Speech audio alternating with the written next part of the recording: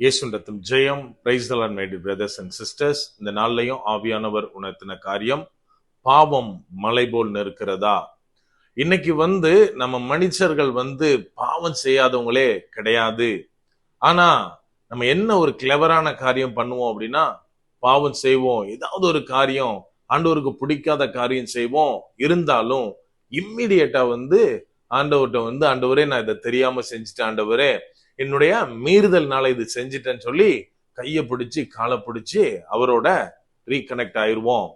ஆனாலும் நிறைய பேர் சொல்ற வார்த்தை, நான் பாவம் செஞ்சு ஆண்டவரை விட்டு பிரிஞ்சிட்டேன், இப்போ ஆண்டவர்கிட்ட நான் உறவுலே இல்லை, ஆண்டவருக்கும் எனக்கும் ஏதோ சம்பந்தமே இல்லாத மாதிரி ஒரு வாழ்க்கையில வாழ்ந்துட்டு இருக்கேன், இது பிடிக்கலதான், இருந்தாலும் இதுலதான் கண்டினியூ ஆகுற மாதிரி என்னுடைய சூழ்நிலை அமைது பிரதர் அப்படின்னு நிறைய பேர் சொல்றத நம்ம கேட்டிருப்போம்.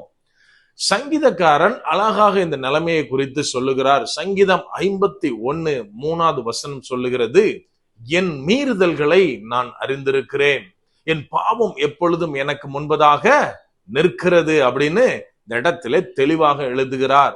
நம்ம கொஞ்சம் யோசித்து பார்க்கணும். அவர் சொல்றாரு, என் மீறுதல் எனக்கு தெரியும், இருந்தாலும் என்னுடைய இயலாமையினால, அது பாவம்னு தெரிஞ்சும் என்னுடைய முடியாமையினால நான் அந்த காரியத்தை பண்ணிடுறேன். ஆனா பண்ணினதுக்கு அப்புறம் அது எப்படி நிக்குது, எனக்கு முன்பாக, என்னுடைய பாவம் எனக்கு முன்பாக நிக்குது அப்படின்னு இந்த இடத்துல தெளிவாக எழுதுகிறார். நம்ம கொஞ்சம் யோசித்து பார்க்கணும். நம்ம இப்போ உட்கார்ந்துருக்கோம், இல்லைன்னா ஏதோ ஒரு பொருளோ ஏதோ ஒரு பர்சனோ திடீர்னு நம்மளுக்கு முன்னாடி நின்னா நம்ம என்ன தெரியுமா சொல்லுவோம்? இம்மீடியட்டா, என்னடா இது மலை மாதிரி நிக்கிற அப்படின்னு சொல்லுவோம். அப்படியானால் இந்த இடத்துல சொல்றாரு, பாவம் எனக்கு முன்பதாக நிற்கிறது. அப்படியானால் அது ஒரு மலையை போல நிற்கிறது. நம்ம கொஞ்சம் யோசித்தா தெரியும், நம்மளுக்கு முன்னாடி நம்மள விடவும் ஒரு பெரிய ஆப்ஜெக்ட் இருக்கு அப்படின்னா நம்மளால வேற எங்கேயும் பார்க்க முடியாது. அதுதான் என்னுடைய கண்ணை மறைக்கிறதாய் காணப்படும். நான் எவ்வளவு ட்ரை பண்ணாலும் சரி, நான் இருக்கிற இடத்துல இருந்து வெளி உலகத்தை வேற எதையும் என்னால பார்க்க முடியாதபடிக்கு அது என்னை மறைத்து கொண்டிருக்கும். அதை போலத்தான் நான் ஒரு பாவத்திற்குள்ளாய் சிக்கி இருக்கும் போது அநேகர் சொல்ற காரியம், இதுலயே மாட்டிட்டு இருக்கேன் அப்படின்னு. ஏன் அப்படின்னா அதை விட்டு நம்மளால வெளியே பார்க்க முடியறது கிடையாது. இன்னும் அநேகர் செய்யற காரியம் என்ன தெரியுமா? நான் ட்ரை பண்றேன் பிரதர், நான் எவ்வளவுதான் போராடினாலும் அந்த பாவத்தை என்னால மேற்கொள்ள முடியல அப்படின்னு. கொஞ்சம் நம்ம இமேஜின் பண்ணி பார்க்கணும். ஒரு மலை மாதிரி ஒரு பெரிய ஆப்ஜெக்ட் நம்மளுக்கு முன்னாடி இருக்கு.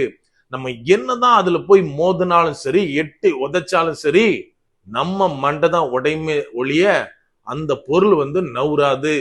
அதை போலத்தான் நம்ம எடுக்கிற ஒவ்வொரு முயற்சிகளும், நம்ம என்னதான் பிரயாசப்பட்டாலும் இன்னைக்கு பாவத்தை மேற்கொள்ள முடியாமல் போகிறது. அப்ப நம்ம பார்த்துட்டு இருக்க அநேகர் நினைக்கலாம், அப்படியானால் ஒரு பாவம் செய்யறோம், ஒரு பாவத்துல சிக்க கொள்ளுகிறோம் அப்படின்னா நம்ம வெளியில வரவே முடியாதா பிரதர் அப்படின்னு நம்ம நினைக்கிறோம். கொஞ்சம் வருஷத்துக்கு முன்னாடி எனக்கு தெரிஞ்ச ஒருத்தர், ஒரு பேங்க்ல ஒர்க் பண்ற ஒருத்தரை வெளியில பார்த்தேன். அவரை பார்த்த உடனே பேசிட்டு இருக்கப்ப நான் சொன்னேன், பிரதர் நீங்க இப்போ சர்ச்சுக்கே போறது இல்ல, நான் கேள்விப்பட்டேன், எதுக்காக அப்படின்னு கேட்ட உடனே, நல்ல ஒரு பையன்தான், என்னோட கொஞ்சம் ஒரு 5 years கம்மியா இருப்பாரு, அவ்வளவுதான். அவர் சொன்ன காரியம், பிரதர் நான் ஒழுங்கா தான் போயிட்டு இருந்தேன், இடையில என் ஃப்ரெண்ட்ஸோட சேர்ந்து கொஞ்சம் குடிக்க ஆரம்பிச்சேன், எப்படி இந்த பாவத்தை செஞ்சுட்டு நான் சண்டே தேவ சமூகத்துல சர்ச்சுக்கு போக முடியும், அதனால தான் நான் போகல அப்படின்னு அவர் சொன்னாரு. எனக்கு அன்பானவர்களே, இன்னைக்கு நிறைய பேர் இப்படிதான் நினைக்கிறோம். ஒரு காரியத்துல நான் விழுந்துட்டேன், ஒரு பாவம் செஞ்சுட்டேன், அதுல இருந்து என்னால வெளியில வர முடியல அப்படின்னா இம்மிடியட்டா ஃபர்ஸ்ட் நம்ம பண்ற காரியம், தேவனுடன் இருக்கிற உறவை நம்ம துண்டிச்சுக்கிறோம். எனக்கு அன்பானவர்களே, நம்ம ஒண்ணு மறந்து போய்விடக் கூடாது. தேவன் இதை விரும்புறது கிடையாது. சங்கீதக்காரன் தெளிவாக நமக்கு சொல்லி இருக்கிறார்.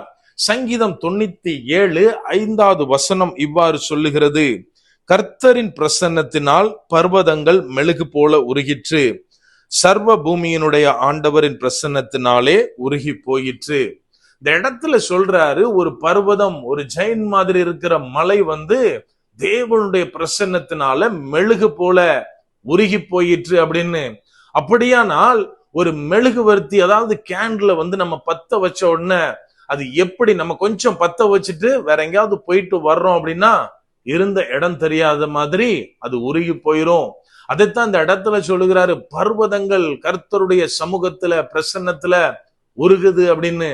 எனக்கன்பானவர்களே, இந்த நேரத்துல ஆவியானவர் நமக்கு சொல்ல விரும்புகிற காரியம், இன்னைக்கு நான் என்னுடைய பாவம், என்னுடைய மீறுதல் எவ்வளவுதான் பெருசா ஒரு மலையை போல எனக்கு முன்பதாக கர்த்தருடைய சமூகத்தை, கர்த்தருடைய சந்நிதியை நான் சேர முடியாதபடிக்கு என்னை தடுத்து கொண்டு இருக்கிறது. நான் மீறி வெளியில போக முடியாதபடிக்கு என்னை அடைத்து போட்டு இருக்கிறது அப்படின்னு நினைச்சாலும் சரி, எப்போது தேவனுடைய சமூகத்தை, கர்த்தருடைய பிரசன்னத்துல அதை விட்டு கொடுக்கிறோமோ, கர்த்தருடைய பிரசன்னத்தை அந்த இடத்துல நம்ம கொண்டு வருகிறோமோ, அப்போது அந்த பெரிய மலை, நம்மாலே புரட்டி போட முடியாத அந்த மலை மெழுகை போல உருகி போகும் என்று. அப்படியான நம்ம செய்ய வேண்டிய ஒரே ஒரு காரியம், நான் என்னதான் ஒரு பெரிய மலைக்கு பின்பதாக இருந்தாலும் சரி, தேவனை நோக்கி பார்க்கணும், தேவனுடைய சமூகத்தை தேடணும்.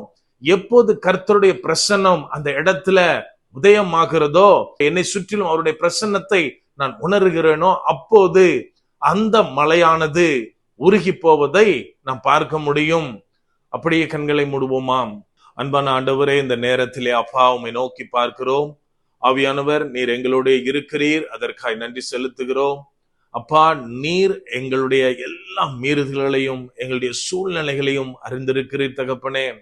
அநேக நேரத்துல நாங்கள் இயலாதவர்களா இருக்கிறோம். ஆவியானவரே, உமது பிரசன்னத்தினால எல்லாவற்றையும் மேற்கொள்ள எங்களுக்கு நீர் உதவி செய்ங்க.